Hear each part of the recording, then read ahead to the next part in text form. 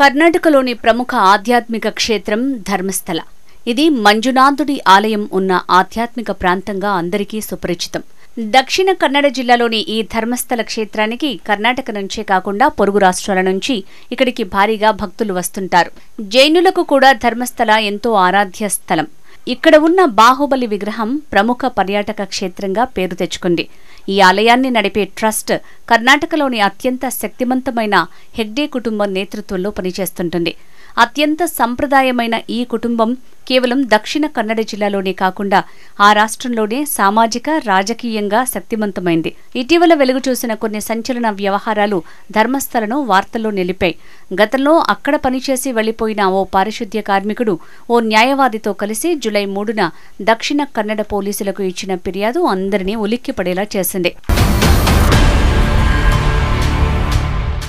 ధర్మస్థలలో పారిశుద్ధ్య కార్మికుడిగా పనిచేసిన తాను దాదాపు 20 ఏళ్ల పాటు అనేక మృతదేహాలను పాతిపెట్టానని బాంబు పేల్చాడు.